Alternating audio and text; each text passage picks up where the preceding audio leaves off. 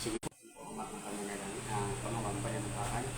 Isa pong muli mapagpalat na biyaya ng umaga po ng linggo sa ating lahat mga kapatid. Muli po natin purihin ang ating kataas-aasang Diyos sa pamamagitan po ng ating Panginoon sa Kristo. Sapagkat muli po tayo pinipon sa tamang simbahan o kongregasyon upang muli po natin siyang purihin at pasalamatan at upang muli po natin siyang sambahin sa Espiritu at katotohanan. Kaya po sa ating pong panimula, tayo po muli tumayo at tayo po muli manalangin. Aming makapangyarihan at kataas-asa namin Diyos, banal at makapangyarihan sa lahat. Aming Ama na nasa langit. Salamat Panginoon Diyos sa magdamag na lumipas na tinulagyan po niyo Panginoon na kami makapagpahinga Panginoon. Maraming salamat po aming masapagkat. So umagang ito, binalan po kami at idinakon po kami sa lugar na ito na aming pinagtitipunan upang muli pong gampanan ang tungkulin iniatay po sa aming balita. Upang muli po natin kayo purihin at pasalamatan at upang muli po natin isang bahin sa Espiritu at katotohanan. Panginoon namin Diyos, ano mo pong aming nakikita nilihan po dito sa lupa, patuloy naman po itong ipinapahayag Panginoon ang buong pong kalulatian kahit doon po sa mga bagay hindi namin nakikita.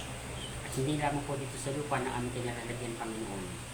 Kundi maging doon po Panginoon sa buong isang kalangita na naroon po ang inuklukan Panginoon at naroon po ang introno Panginoon Diyos. Hindi sa buong kalawakan ng langit at hindi sa buong kalawakan ng dagat at hindi sa kailaliman po nito at hindi sa mga ibon sa ipapuwid at mga hayop sa parang at sa mga isla lumalangin po sa dagat Panginoon.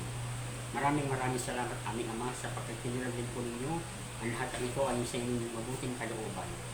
Maraming salamat aming Ama sa inyong pag-iingat at sa bawat pagkapalang patuloy ito pinagkakalog sa amin, lalong-lalo ng kapitali sa mga pagkapalang sa buhay. Panginoon namin Diyos, kami lumalapit muli sa inyo na may pagmamakaawa at pagpapakumabang loob. Muli po namin nilalapit Panginoon na ang aming mga kasalanan at aming mga pagsalan sa Panginoon Diyos. Kaawaan niyo po kami Panginoon Diyos. Muli Panginoon, ipagkalagay po sa aming Panginoon ng kakayanan o kaalaman Panginoon na ipakilala niyo po sa amin ang aming mga kasalanan na hindi po namin naralaman Panginoon Diyos. Naway kami po yung inidisiplina natin Panginoon.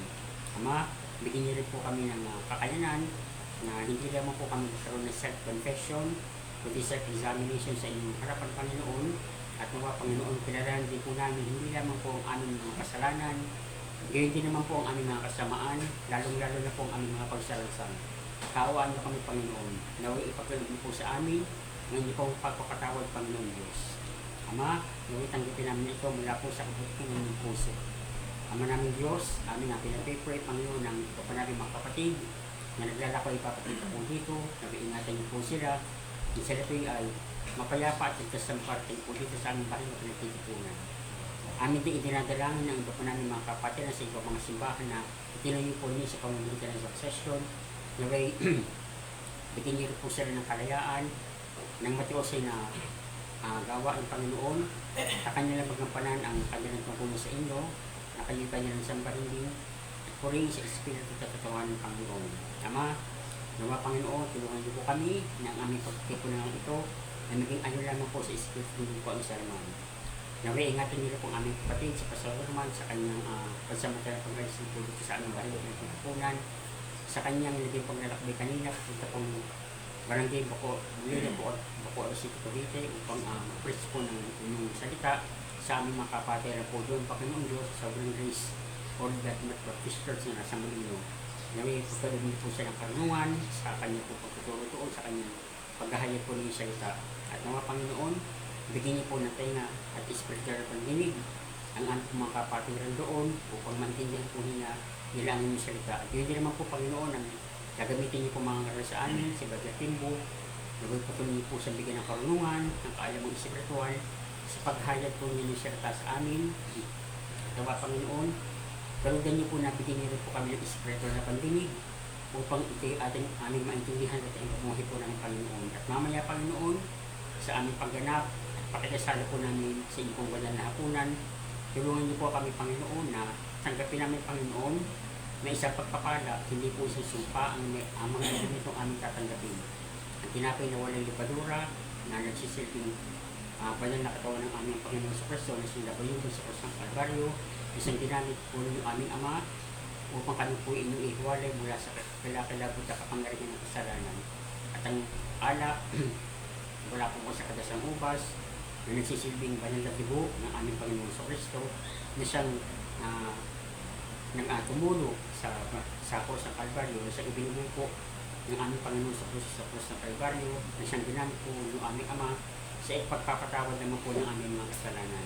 At ang aming din panalangin ng aming mga kapatid sa ibang mga churches na magdaraos din po na kanilang Lord's Supper, na ikalugdan niyo po na ito'y tanggapin nila ang mga ilimit ng kanilang tatanggapin ng isang pagpapala at hindi po isang sumpa. Kayo na po ang bahala, Panginoon. Tulungan niyo kami, Panginoon, kasi hinawa kami ng Banal na Espiritu. Muli, ang nalalabit ang oras ay aming dinadalain sa inyo, Panginoon. Muli, lahat po ng kaluwalhatian, papuri, karangalan, pagtatagumpay, paghahari at akarihan, kaharian ng kanisim, hindi lamang po amin sa baran ng Diyos ang pakilang paman, sa pangalan po muli po ng ano pong dakil ng Panginoon, at ng ano pong makapangyarihan at tagapagligtas, aming Panginoon sa Kristo, at sa patuloy pong pakisama ng makapangyarihan ng Espiritu, ito po ang isang mong hitong pananamin. Amen. Makakapun po tayo mga kapatid. Atin kung po sa natin mga himnal mo sa page 19. Page 19, Holy, Holy, Holy.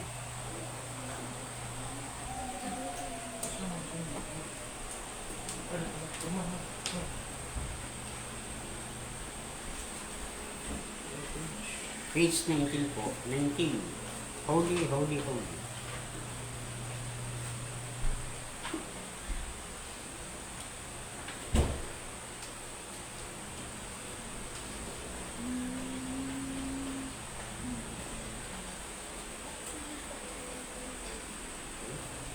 Page 19, Holy, Holy, Holy.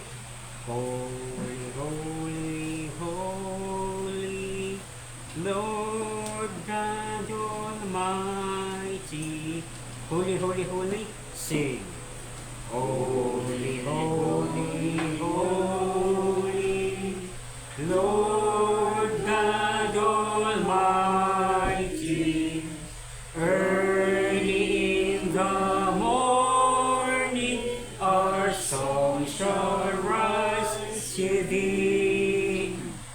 Holy, holy, holy, merciful and mighty, God in three persons, blessed Trinity. Holy, holy, holy, all the saints adore thee, casting down their golden crowns around the glassy sea. Cherubim and seraphim falling down before thee, who wert and are and evermore shall be. Holy, holy, holy, though the darkness hide thee, though the eye of sinful men thy glory may not see, only thou art holy, there is none beside thee, perfect in power, in love and purity.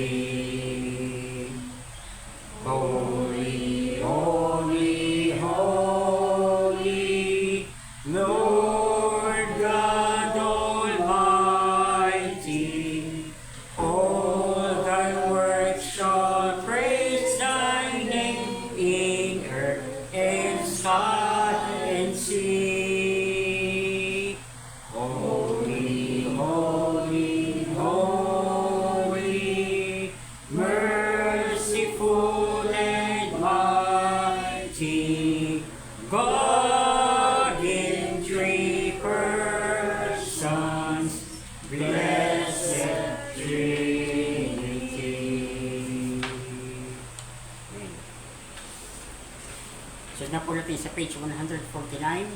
Page 149, Savor like a shepherd did us.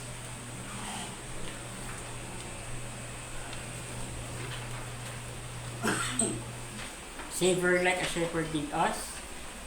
Savor like a shepherd did us. Much we need thy tender care. Savor like a shepherd did us. Sing.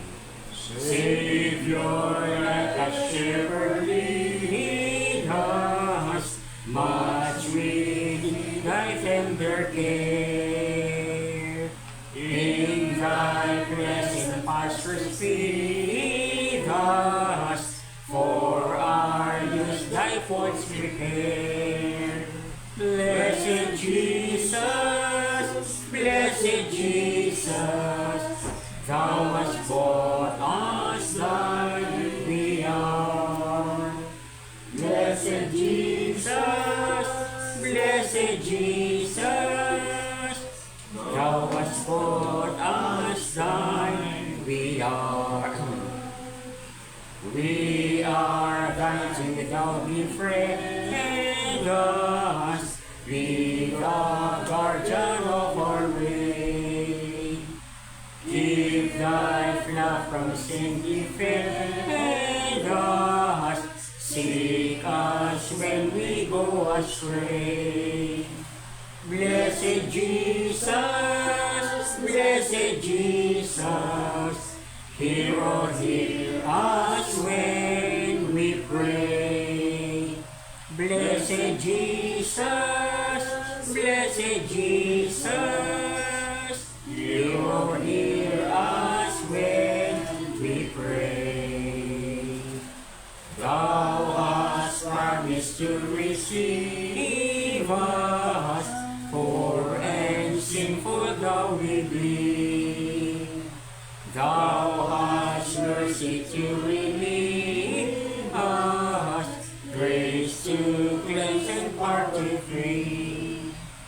Blessed Jesus, blessed Jesus, early let us turn to thee.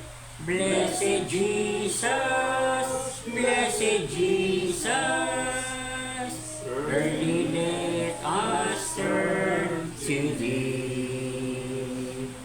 Early let us seek thy favor, early let us see thy will. Blessed Lord and only Savior, with thy love our bosoms fill. Blessed Jesus, blessed Jesus, thou hast loved us still. Blessed Jesus, blessed Jesus, thou hast loved us still. Ngayon po sa pagbasa po ng salita ng ating Panginoon Jesus, tawagin po natin ang ating kapatid, Brother Alex Jr.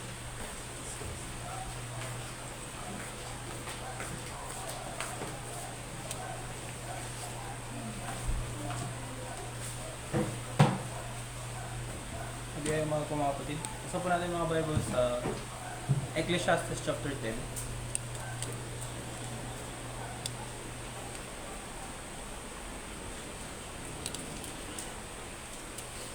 Ecclesiastes chapter 10, basahin ko po sa King James Version. Okay, sundan na lang po. Dead flies cause the ointment of the apothecary to send for the stinking savor, so that a little folly him that is in the reputation of wisdom and honor. A wise man's heart is at the right hand, but the fool's heart is at his left. Yea, also when he that is a fool walketh by the way, his wisdom faileth him, and he saith to every one that he is a fool. If the spirit of the ruler rise up against thee, leave not thy place, for yielding pacifieth great offenses. There is an evil which I have seen under the sun, as an error which proceedeth from the ruler. Folly is set in great dignity, and rich sit in low place.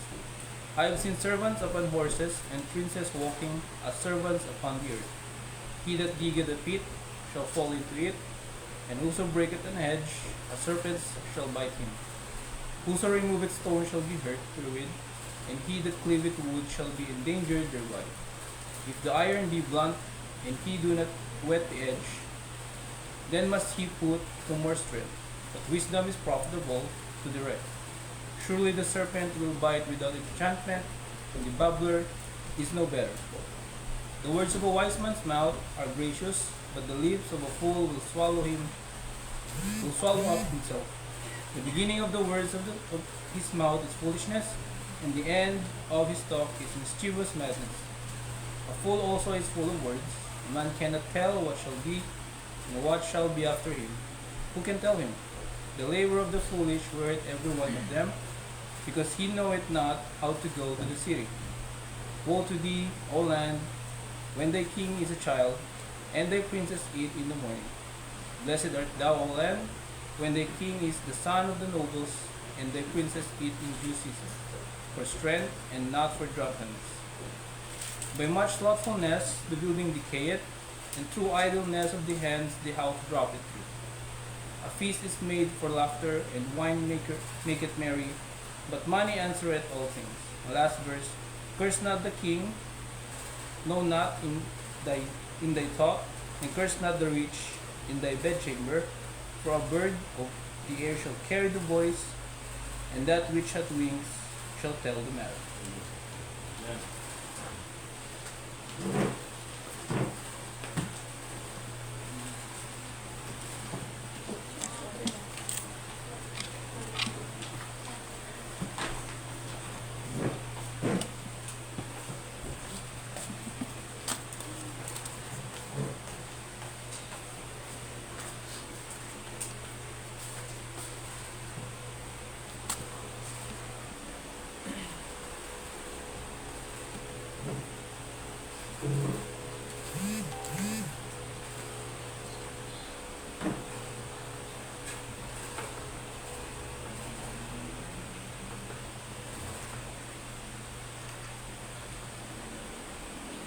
Tayo po ay manalangin.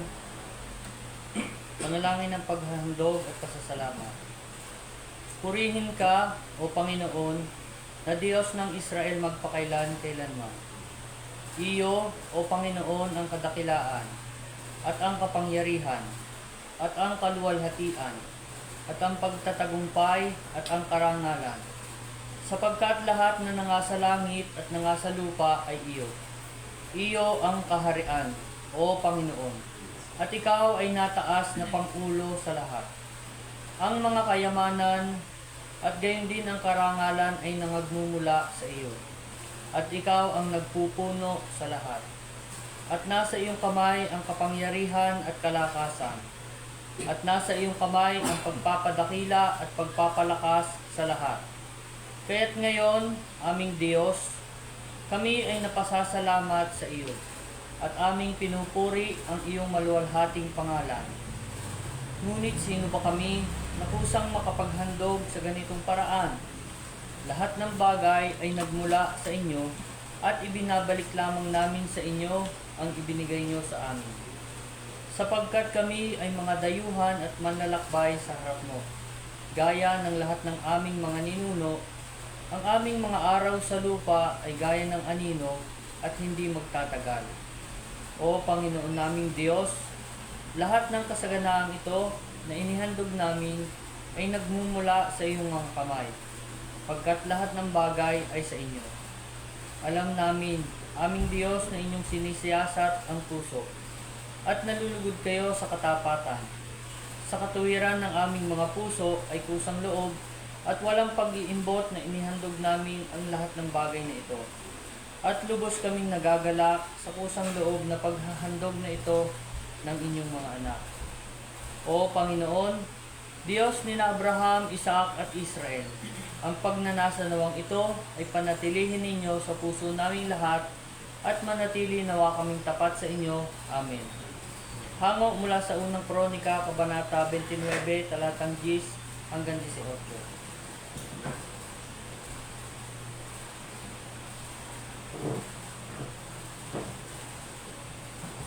po tayo mga kapatid.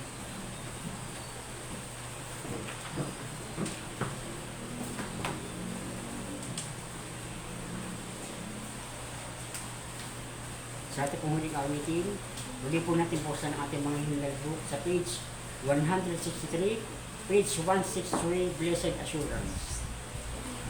Page 163.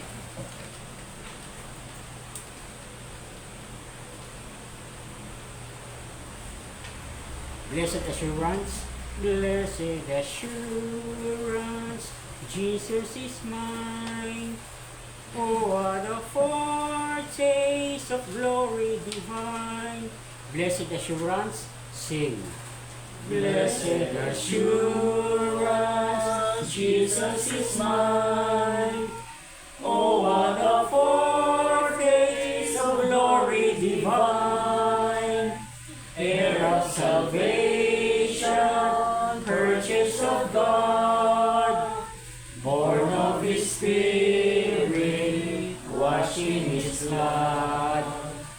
This is my story, this is my song, praising my Savior all the day long. This is my story, this is my song, praising my Savior all the day long. Perfect submission, perfect delight, visions of rapture now burst on my sight. Angels descending, bring from above, echoes of mercy, whispers of love. This is my story, this is my song, praising my Savior all the day long. This is my story, this is my song, praising my Savior all the day long. Perfect submission, all is at rest.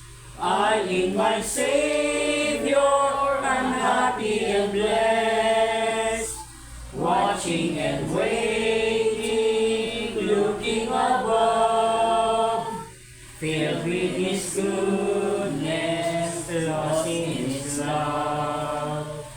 This is my story, this is my song, praising my Savior all the day long. This is my story, this is my song, praising my Savior all the day long. Amen. Ngayon pong umaga, muli po natin ihanda ang ating puso at ating mga isipan. Salita po ng ating Panginoong Jesus, dadalhin po ng ating unang mga ngaral, Brother Timbo.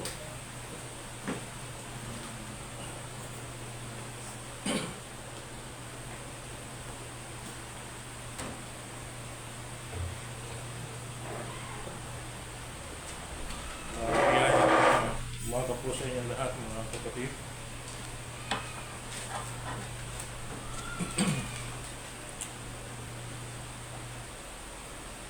Ang ating pong pag-aaral sa umaga po ito ay mga karanasan po ito ng mga Kristiyano po, ng buhay Kristiyano na madalas po natin pinag-aaralan. Ang isang mananampalataya ay nagtataglay po siya ng dalawang kalikasan. Ano po? Yung dalawang nature. So ito po yung old and new nature, ay yung pong tinatawag na sinful and divine nature. So ang ating pong title ng ating pag-aaral is the two nature of regenerated man, the war within. At ang ating pong mga talata na pagbubulay-bulay sa umaga nito ay makikita po natin sa Genesis chapter 1 verse 26 and 28.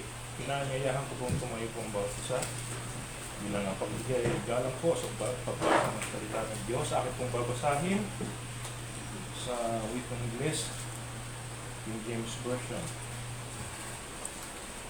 And God said, "Let us make man in our image, after our likeness, and let them have dominion over the fish of the sea, and over the fowl of the air, and over the cattle, and over all the earth, and over every creeping thing that creepeth upon the earth." So God created man in his own image. In the image of God created he him. Male and female created he them. Last verse. And God blessed them. And God said unto them, "Be fruitful and multiply, and replenish the earth, and subdue it, and have dominion over the fish of the sea, and over the fowl of the air, and over every little living thing that moveth upon the earth." Tayo po ay pansamantala pong manalangin, sumagari pong manalangin. Aming Diyos na banal at katastasan sa lahat, muli po kami nagpapasalamat sa pagkakataon ito na muli matunghayan ang iyong salita. Kami po ay Panginoon Diyos ay humihingi ng gabay sa Banal Espiritu upang patnubayan po kami sa aming pag-aaral. O Diyos, katawanan niyo po kami sa lahat ng salat karumihan na aming nagawa sa inyong harapan, Panginoon.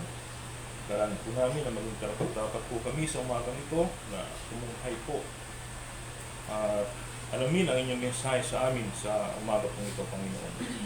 O Diyos, pagpalain niyo po ang inyong mensahe, ang mga tagapakinig. At ganoon din po, Diyos, ang inyong tagapagsalita. Dalangin po namin, Panginoon, na walang ibang maitaas sa aming kalagitnaan, kung hindi ang pangalan lamang po ng aming Panginoon Kristo. Ang lahat po ito ay aming dinadalangin sa ngalan ng aming Panginoong Hesus. Amen. Maraming pong salamat. Makupuno po kayo.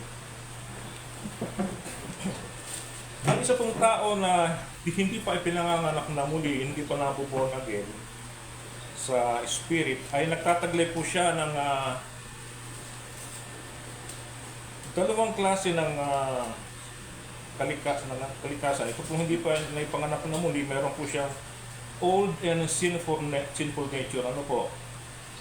Yan po ang tinatawag na makasalanang kalikasan. Samantalang ito pong mananampalataya na na-regenerate o na-born again, meron na po siyang tinatawag na lumang kalikasan at bagong kalikasan. Ang old nature at new nature or divine nature. So ito pong lumang katauhan, kahit siya ay mananampalataya na, ay hindi po ito nawawala kahit na naborn again na po ang isang tao o naipanganak na muli. Nawawala lamang po ang lumang kalikasan ng old nature kapag siya po ay nasa paluwalhatian na o pagkalooban na po ng tinatawag nating glorified body. Ano po? Subalit habang nasa lupa pa po ang isang Kristiyano ay patuloy po niyang nararanasan yung ating binanggit kanina na war within. Yung karanasan na ang kanyang kalooban ay para pong isang battlefield. Meron pong digmaan na nangyayari sa kanyang kalooban. So yan po ang nangyayari sa isang mananampalataya na. Ang pagdurusang dinadanas po niya, yan po ay ang pagtatalo sa loob ng kanyang pagkatao. Dahil yan po ang sinasabi ng Galatians chapter 5 verse 17. In Galatians 5:17,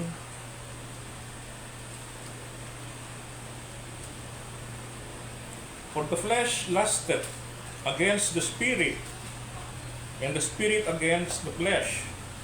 And these are contrary to one another, so that ye cannot do the things that ye would."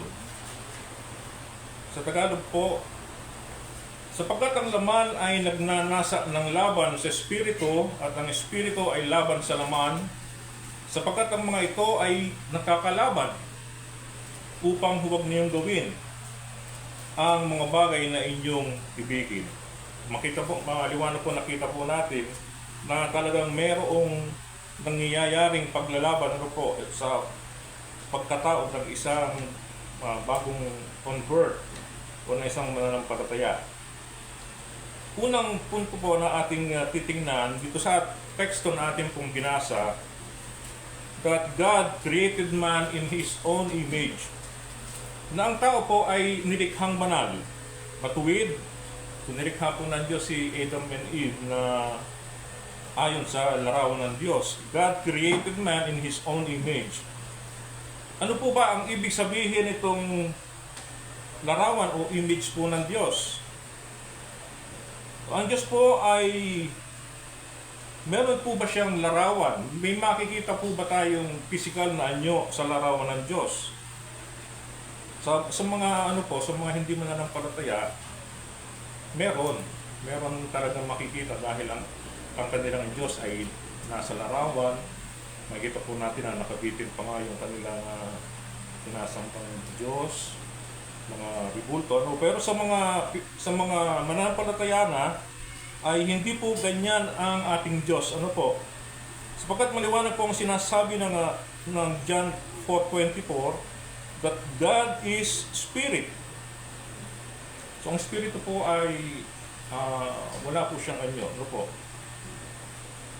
Ang Diyos ay Espiritu at ang sa Kanya ay nagsisisamba, ay kinakailangan sumamba sa Espiritu at katotohanan.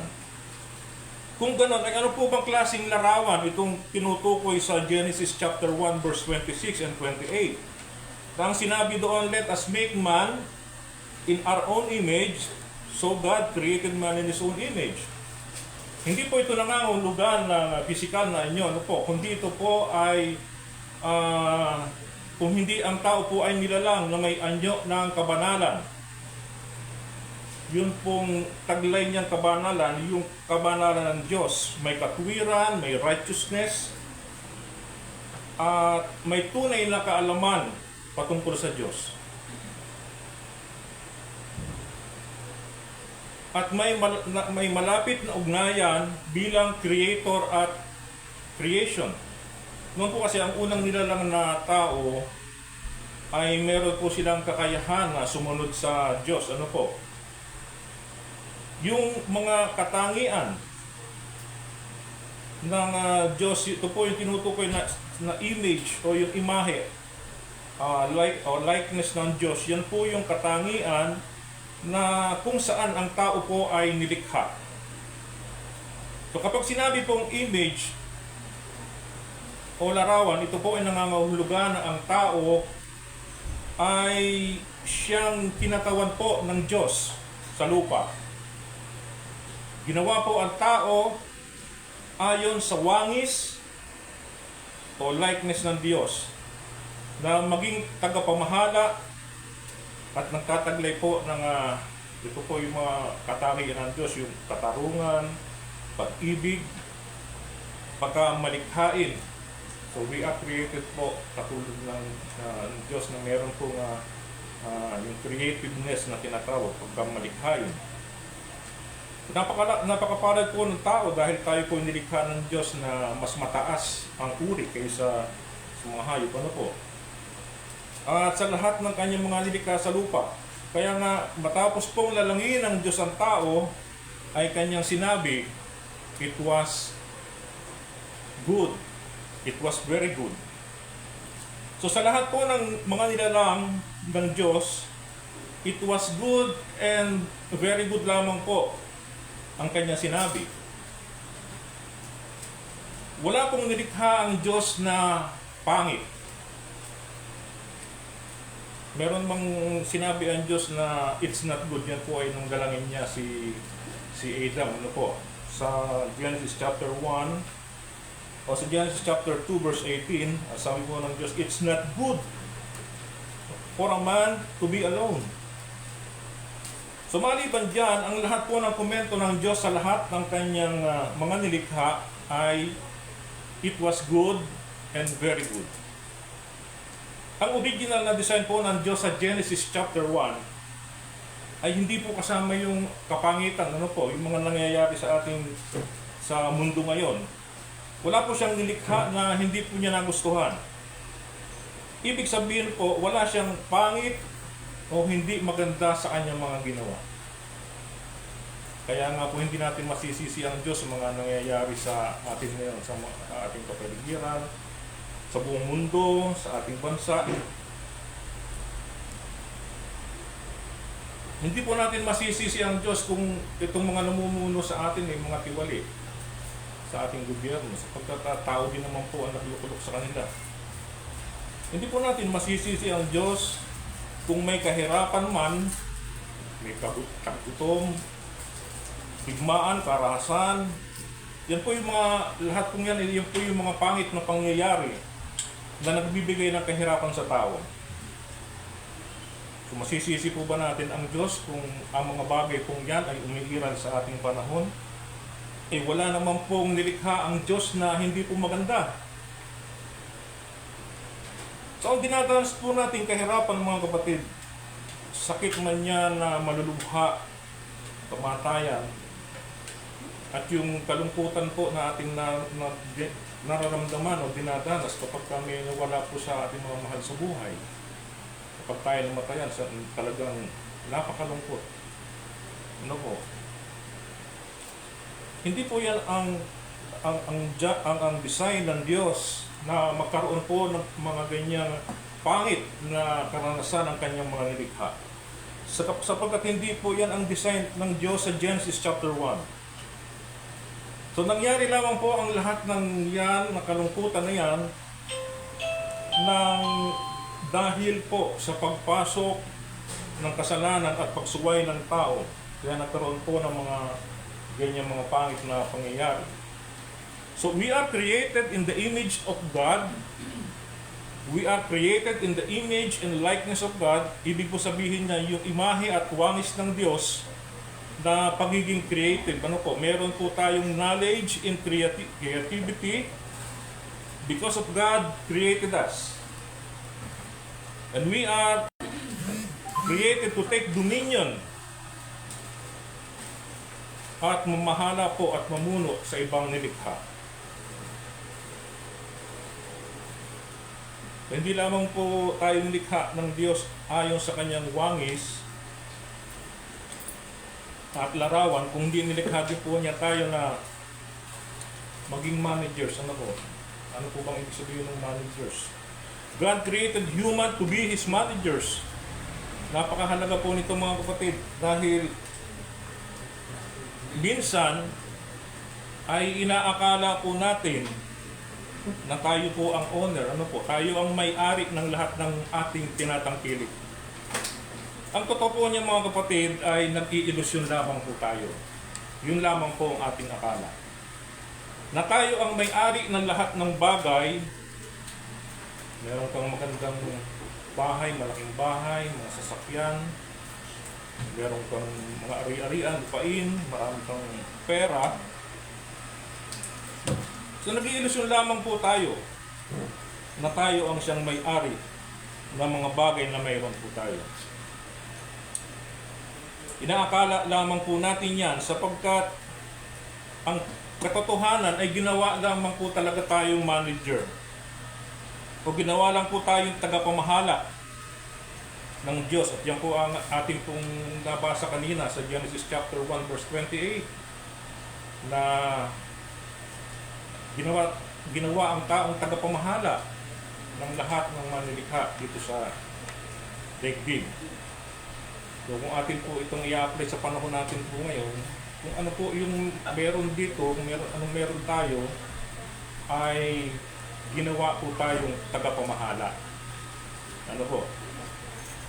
Yan po ay maliwanag na makikita natin sa Genesis chapter 1 verse 28 na ginawa po tayong tagapamahala. Ang gusto po ng Diyos na i-manage po natin ang anumang ipinagkatiwala po niya. May kanya-kanya po tayong mga bagay na talentong ipinagkatiwala po ang Diyos. At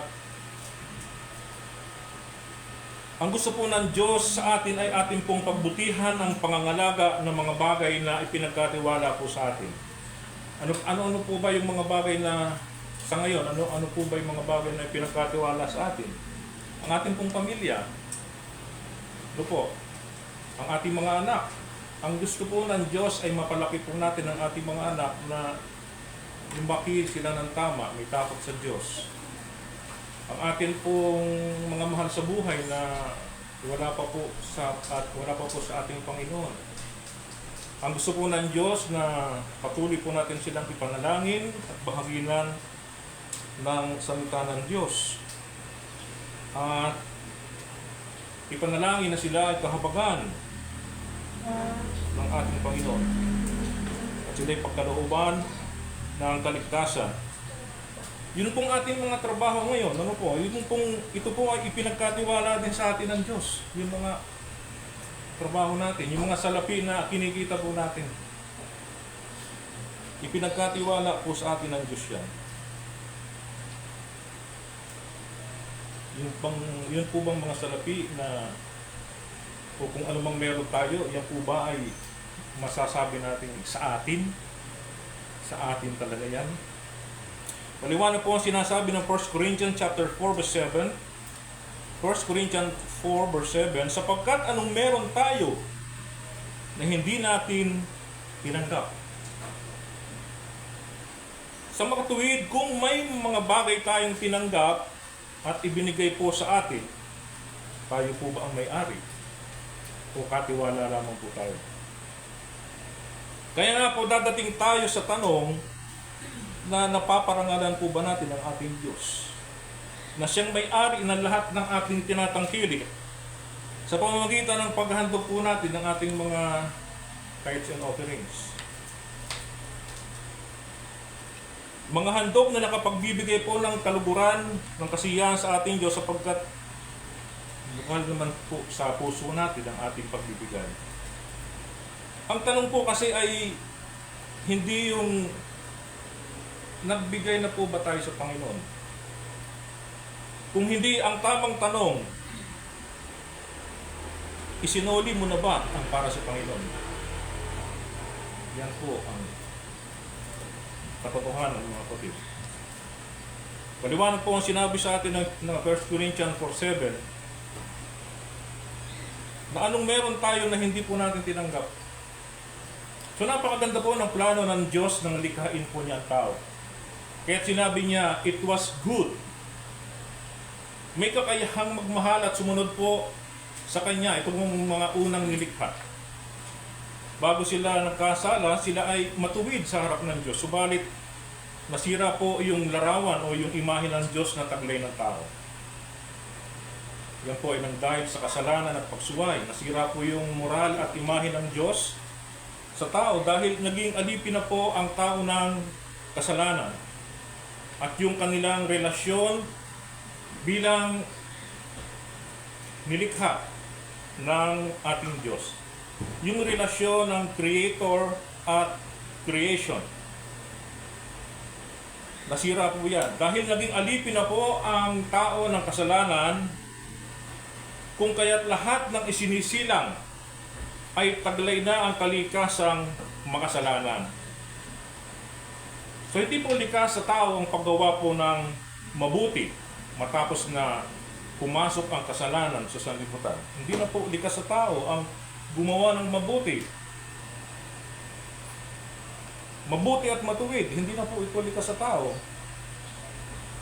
Nawala na po kasi yung kalikasan na mahalin ang Diyos at igalang, mahalin ang tao at igalang ang Diyos. Kinalimutan na niya yung mga mahahalagang bagay. Winalang halaga niya yung mga aral ng Diyos. Nasira na po yung relasyon ng lumikha sa kanyang mga anak. Namatay ang tao pagdating sa spiritual na bagay. Lahat ng may kinalaman sa Diyos, ito po ay kanyang kinalimutan at minalang halaga. So parang mga kasalanan na lamang ang kanilang ginagawa. Pagmamahal sa sarili, pagmamarunong, marami po akong kilalang ganyan, mga self-righteous. Ang alam nila ay sila lang ang tama. Wala silang pagmamahal sa Diyos kung hindi pagmamahal lamang sa sarili. Diyan po natin makikita ang isang tao na hindi po nagmamahal sa Diyos dahil wala pong ibang minamahal kung hindi ang kanilang sarili.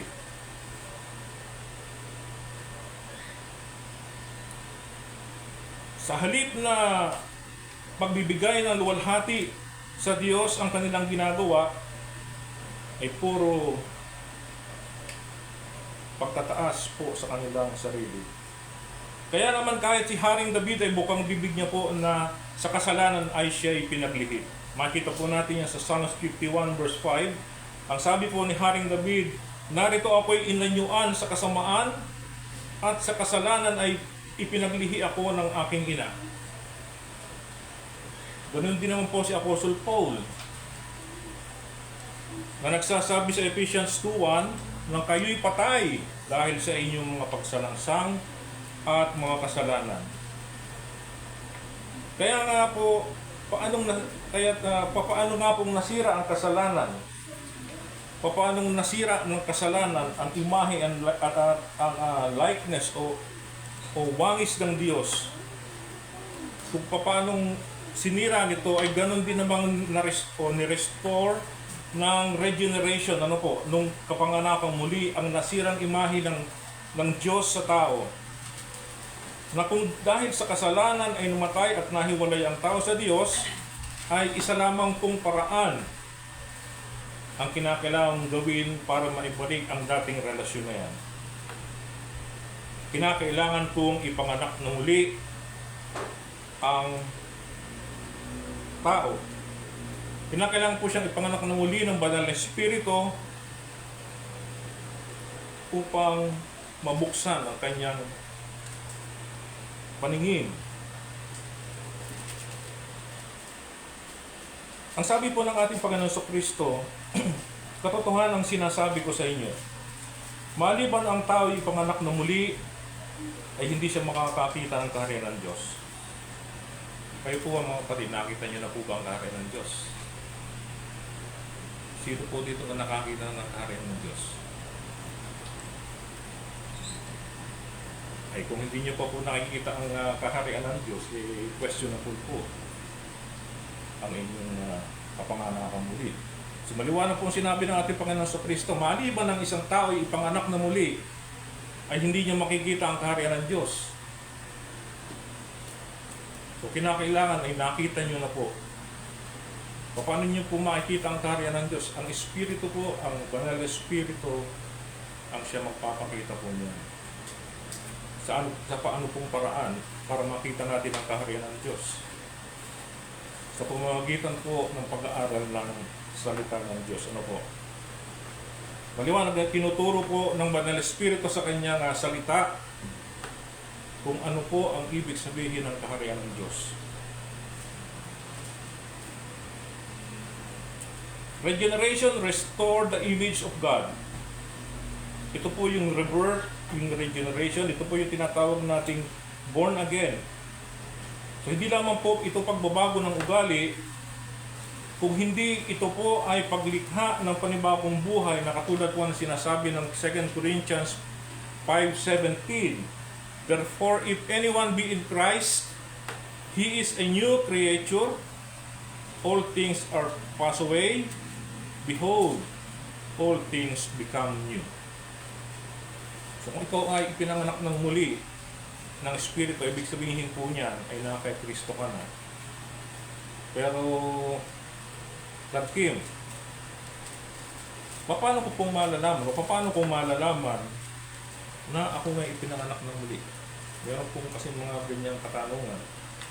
Paano natin malalaman na tayo nga ay ipinanganak ng muli? Tama bang sabihin na tinanggap ko si Kristo kaya ako ipinanganak ng muli? Kasi po, tinanggap ko na si Kristo kaya ako ipinanganak ng muli. Ano po ba nauna? Pagtanggap o ang kapanganakan?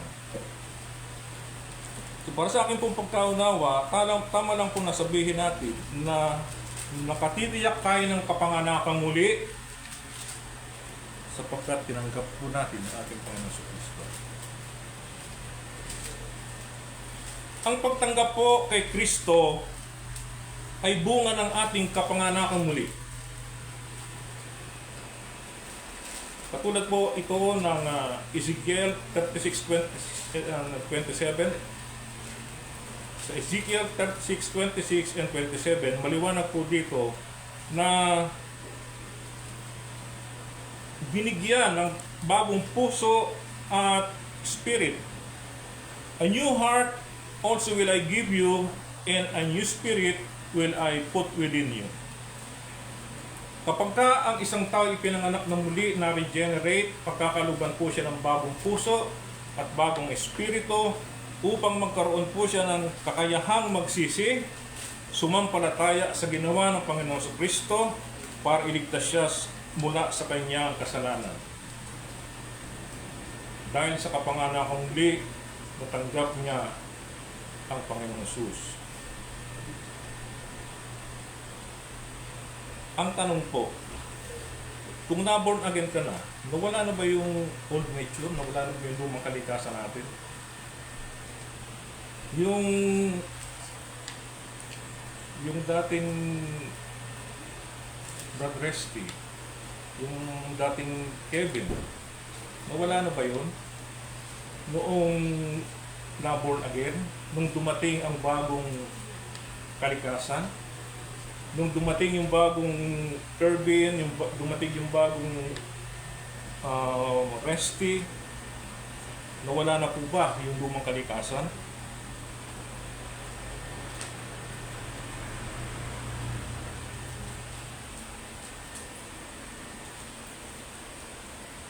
O ito pong lumang kalikasan nito ay medyo nanahimik lamang dahil sa pagdating ng bagong kalikasan, ng bagong pagkatao. Huwag po sana kayong malilito kasi nga po ang isang bagong nilalang na tinutukoy po dito sa 2 Corinthians 5:17. Ito po yung mga na-born again na dati sila po ay hindi nakakaunawa ng mga spiritual na bagay. At nung sila ay na-born again, pinagkalooban po sila ng bagong puso at espiritu upang makaunawa ng mga spiritual na bagay. Kaya ito pong bagong nilalang na tinanggap ng isang na-born again, ito na po yung tinatawag na new creation o new creature na nagiging kalaban po nitong old nature, na madalas ito po ang kumukontra sa itong old nature, ito yung kumukontra sa bagong kalikasan. Ano po? Yung naiwanag na nabasa po natin niya kanina sa Galatians 5:17, na nagkaroon po meron pong paglalaban dito ang old and new nature, sapagkat ang laman ay nagnanasa ng laban sa espiritu at ang espiritu laban sa laman. Ito pong espiritu, ito po yung bagong espiritu na tinanggap ng isang ipinanganak na muli. Ito po yung espiritu ng Diyos. Ito po yung divine spirit. Laban sa laman. Ito pong laman, ito po yung dating tayo. Ito po yung old nature natin. Sapagkat ito pong mga ito ay nagkakalaban upang huwag ninyong gawin ang bagay na inyong ibigin. Ano po ba ang mga bagay na nais natin? Kung hindi ang sumamba sa Diyos, sino po ang kumukontra dito? Ang atin pong old nature. Dahil madalas na halimbawa, ikaw ay mananambahan at gusto mong dumalo. Subalit itong merong pagtatalo sa loob. Merong kumukontra na para bang ikaw ay tamad na tamad. Ayaw mong umattend. Merong ipinapaalala sa iyo, marami ka pang gagawin, marami ka pang dapat unahin. Yan po yung old nature na umaayaw o lumalaban doon sa espiritu na ipinagkaloob sa atin upang hindi po tayo makapagbigay ng pagsamba sa ating Diyos.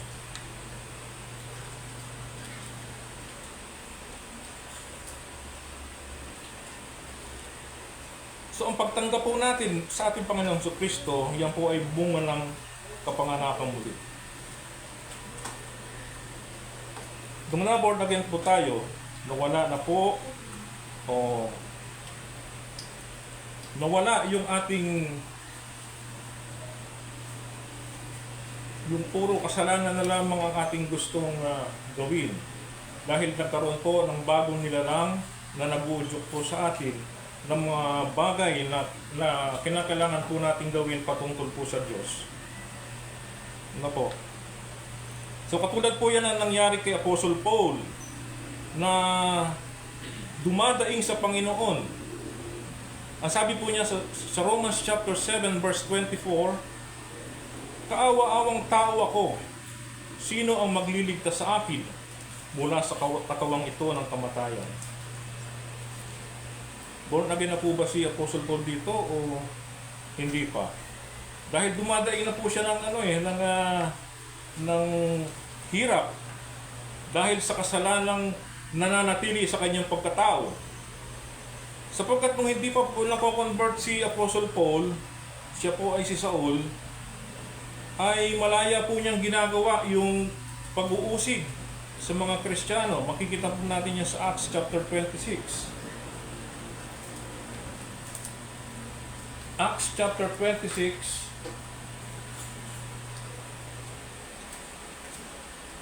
verse 9. Tunay na ako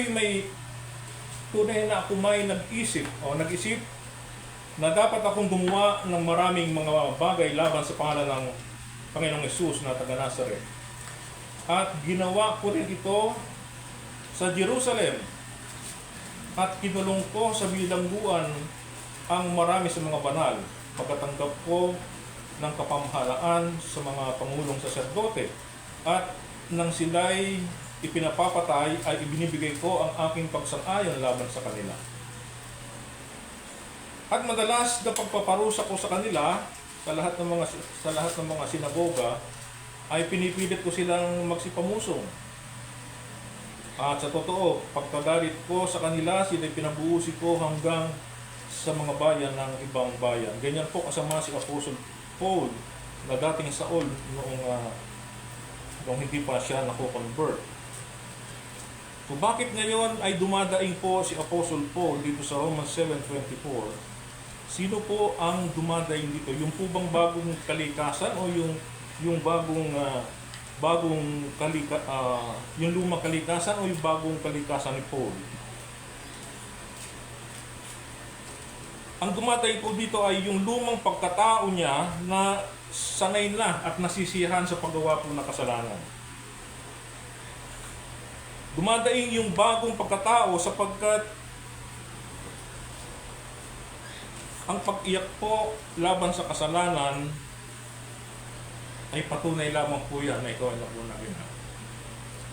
Ano po? Ang mga hindi mananampalataya ay walang ganyang pakikipagbuno sa kasalanan.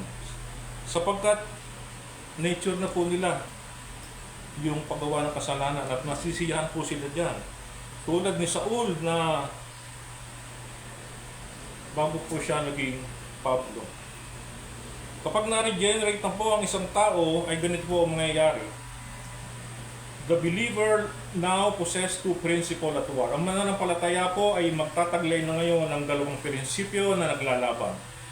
At sa Romans chapter 15 verse 25, Romans chapter 7:15 to 25, ay ito po ang naging karanasan ni Apostle Paul at siguradong makaka-relate po tayo sa nangyari sa kanya. Hindi po niya sinabing meron po siyang dalawang personalidad, kundi may dalawa po siyang magkasalungat na prinsipyo. Sa Romans chapter 7 verse 15, sapagkat ang ginagawa ko hindi ko nalalaman, sapagkat hindi ko ibig ang ginagawa ko, datapwat ang kinapupuutan ko, yaon ang ginagawa ko. So nalilito po si Apostle Paul, nalilito siya sa kanyang sarili dahil gusto niyang sumunod sa Diyos, pero kabaligtaran po ang nangyayari. Gumagawa siya ng mga bagay na alam niyang mali at pinamumuhian niya. Sa verse 16, ngunit kung ang hindi ko ibig ang siyang ginagawa ko, ay sumasang-ayon ako na mabuti ang kautusan. Ang katotohanan po niyan ay naiinis po si Apostle Paul kapag nagkakasala siya. At patuloy lang, at ito pa'y patunay lang na alam niyang tama at mabuti ang utos ng Diyos. In verse 17, kaya ngayon hindi ako ang gumagawa nito kung hindi ang kasalanan tumitira sa akin, sapagkat nalalaman ko na sa akin, sa makatuwid ay sa aking laman ay hindi tumitira ang anumang bagay na mabuti, sapagkat ang pagnanasa ay nasa akin, datapat ang paggawa ng mabuti ay wala. Tinuturo po nito na hindi ang bagong pagkatao ni Apostle Paul ang may gusto nito, kundi ang natitirang kasalanan sa kanyang makasalanang katawan. May mabuti po siyang intensyon, ngunit kulang siya sa lakas na magawa po ito. In verse 19 and 20, sapagkat ang mabuti na aking ibig ay hindi ko ginagawa, ngunit ang masama na hindi ko ibig ay siya kong ginagawa. Datapwat kung ang hindi ko ibig ang siya kong ginagawa ay hindi na ako ang gumagawa nito kung hindi ang kasalanan tumitira sa akin. Inulit ni Apostle Paul ang punto niya para idiin ito, na ang tao ko ay nahahati sa dalawa. Ang isang kaisipan ay gustong sumunod sa Diyos, at ang isa ay ang hilig po ng laman ang gusto. Kaya nga, sa verse 21, nasumpungan ko ang isang kautusan na ibig kong gumawa ng mabuti, ang masama ay nasa akin. Sapagkat ako'y nagagalak sa kautusan ng Diyos ayon sa pagkataong loob. At sa verse 23, datapat nakikita ko ang ibang kautusan sa aking mga sangkap na nakikipagbakalaban sa kautusan ng aking pag-iisip, at dinadala akong bihag sa ilalim ng kautusan ng kasalanan na nasa aking mga sangkap. Ang pagtutunggali po ng dalawang kalikasan sa kalooban ng isang mananampalataya, ito po ay parang pag-aaway ng dalawang aso sa kalooban niya. Ang isip niya ay masayang sumusunod sa utos ng Diyos, subalit ang kanyang pong katawan ay mayroong sariling batas na sumusunod sa tawag ng tukso at ng kasalanan. In verse 24, abang tao ako, ito po ang daing ni Apostle Paul. Abang tao ako, sino ang magliligtas sa akin sa katawang ito ng kamatayan? Ito po ang sigaw ng isang tao. Mayroon pong pagkadesperado. Inaamin po ni Paul na hindi niya kayang talunin ang kasalanan gamit ang sarili po niya lakas at talino. Ang katawan ng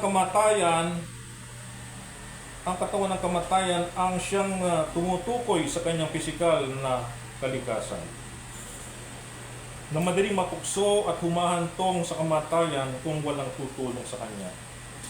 Kaya naman po sa verse 25, nagpapasalamat ako sa Diyos sa pamamagitan ng Jesucristo ng Panginoon natin, kaya nga tunay kong ipinaglilingkod ang aking pag-iisip sa kautusan ng Diyos, datapwat ang laman ay sa kautusan ng kasalanan. Sa kabila po ng ating kahinaan, dahil ang laman ay bihag po ng kasalanan, ay may sagot po ang Diyos sa ating kahinaan. Ang kaligtasan at tagumpay ay hindi sa sarili po nating mga gawa, kung hindi sa pamamagitan po ng ating Panginoon Jesucristo. Sa verse 24 po, kung makikita po natin, biglang nagbago po yung tono ni Apostle Paul.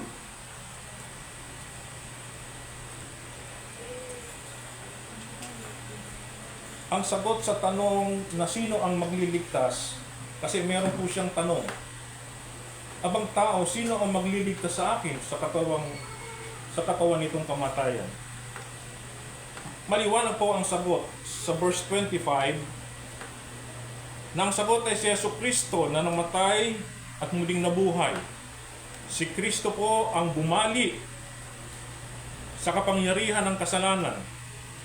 Kaya po ang sabi ng Romans chapter 8 verse 1, Romans chapter 8 verse 1, kaya nga wala ng paghatol o wala ng anumang hatol ng kapurusuhan sa mga nasa kay Kristo Jesus. Ito po yung mga ebidensya ng bagong kapanganakan na ikaw nga ay tunay ng ipinanganak na muli o na-regenerate. Dahil itinatanong, paano malalaman na ako ay pinanganak na muli? Ito po ang ebidensya. Holiness is the desire of the new creature. Ang sabi po ng Ephesians chapter 4 verse 24, Ephesians chapter 4 verse 24, and that ye put on the new man, which after God is created in righteousness and true holiness. Sa Tagalog po, isuot nyo ang bagong pagkatao ng naaayon sa Diyos. Nilikha ito sa katwiran, kabanalan at katotohanan. Kung mapapansin nyo po mga kapatid, ay tinawag po na bagong pagkatao. Itong ipinasusuot po sa mga mananampalataya po. Ito yung own image na and likeness ng Diyos when He created man sa Genesis chapter 1 verse 26 and 27 na nasira nang magkasala ang tao. Ang isang taong pinanganak na muli sa Espiritu ay meron na po siyang karapatan na ibalik ang nasirang imahe at wangis ng Diyos. Para ano po? Bakit kinakailangan ibalik? Upang muling mabuo yung nasirang relasyon ng Creator sa kanyang creature. Nang manlilikha sa kanyang mga nilikha. Na nang matapos niyang likhain itong kanyang mga nilikha sa Genesis chapter 1 verse 26 and 27 ay wala po siyang sinabi sa kanyang mga nilikha kundi it was very good. Ang holiness po o ang kabanalan, ang paggawa ng kabanalan ay hindi paraan upang maligtas. Kung hindi ito po ay bunga ng kaligtasan. So, kapag ang isa pong mananampalataya nagkasala, kapag ang isang mananampalataya ay nagkakasala, ay hindi lamang po siya natatakot sa parusa. Hindi lamang po siya natatakot sa parusa ng Diyos, kung hindi siya ay napipighati. Dahil ang Diyos ng kanyang iniibig ay nagagawan niya ng kasalanan. So, akin pong tatapusin ang mensahe ito sa pamamagitan ng tagumpay ng mga mananampalataya. The victory of the believers. In Corinthians chapter 57 or chapter 15 verse 57, but thanks be to God which give us the victory through our Lord Jesus Christ. Datapot salamat sa Diyos na nagbigay sa atin ng pagtatagumpay sa pamamagitan ng ating Panginoong Kristo. At sa Revelation chapter 21 verse 4, and God shall wipe away all tears from their eyes, and there shall be no more death, neither sorrow nor crying, neither shall be any more pain, for the former things are passed away. Sa Tagalog po, at papahiring niya ang bawat luha ng kanilang mga mata. At hindi na magkakaroon pa ng kamatayan, hindi na magkakaroon pa ng pagdadalamhati o ng pananambitan man, o ng hirap pa man. Ang mga bagay ng una ay naparam na. Muli ay maririnig po natin ang sinabi ng manlilikha ng Diyos na matapos niyang lumalang, it was good and it was very good. So ano man pong ating pinagdadaanan ngayon, ano po mga kapatid, ito man po ay pagluha, mga mabibigat na karamdaman, mga sakit, kawalan po ng pag-asa. Parati po nating tatandaan na lahat po ng ito ay pansamantala lamang. Ang dinadanas po nating kahirapan at mga pangyayaring hindi po ito ang pangarap ng Diyos para sa atin. At itong tagumpay po na ito ay merong katiyakan at merong kasiguraduhan sa mga na kay Kristo. Kung magpakatapat lamang po tayo mga kapatid sa ating paglilingkod. At sa mga wala pa naman kay Kristo, ang tanong ay, handa ka na ba? Sapagkat darating po yung tagpo na lahat tayo ihaharap sa Panginoon at magbibigay sulit. Kaya ang tanong ay, handa ka na ba na humarap sa Diyos?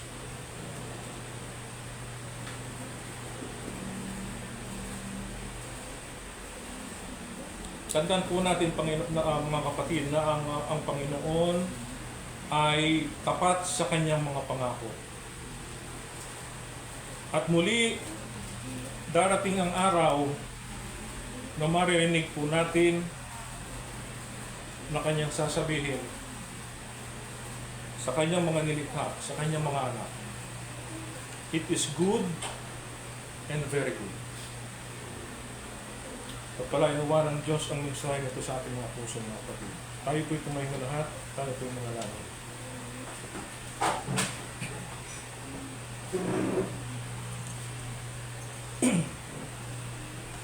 Panginoon naming Diyos na banal at katastaasan sa lahat.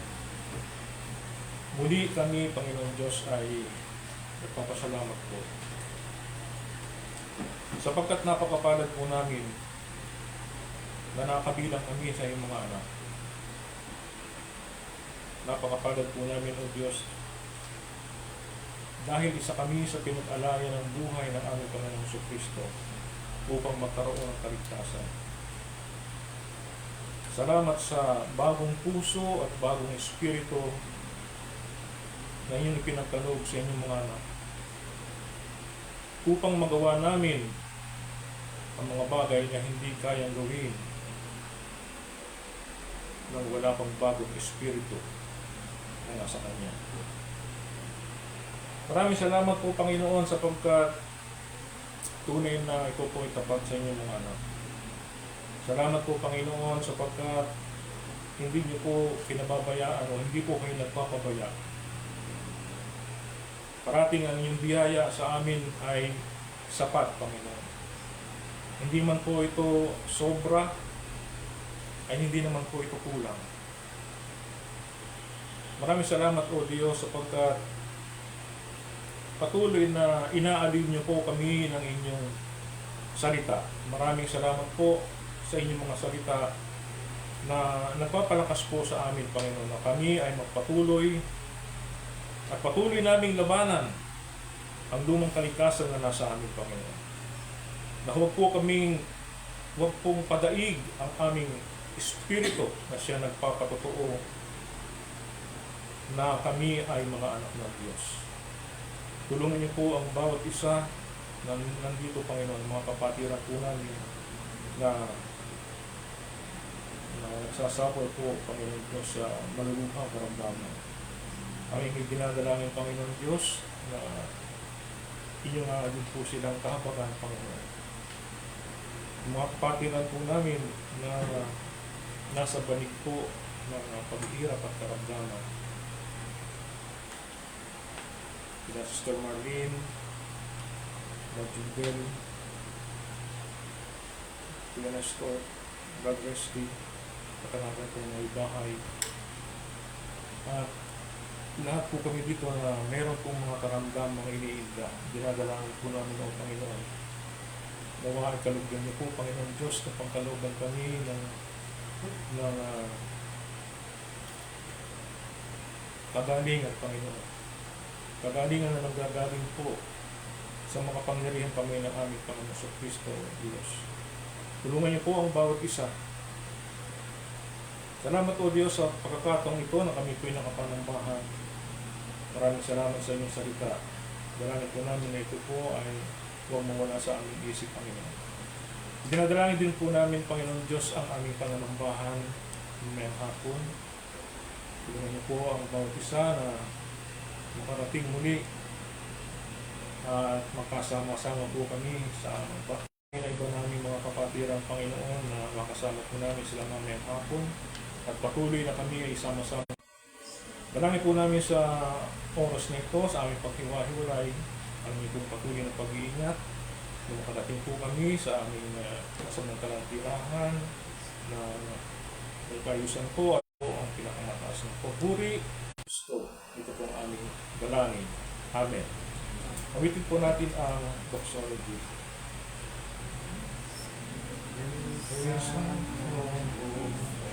Blessings flow, praise Him, all creatures here below. Praise Him above the heavenly host. Praise Father, Son, and Holy Ghost. Amen. Amen.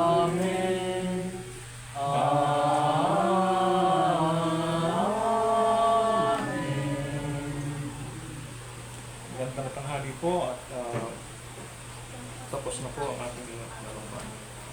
Balik na lang po tayo mamaya hapon.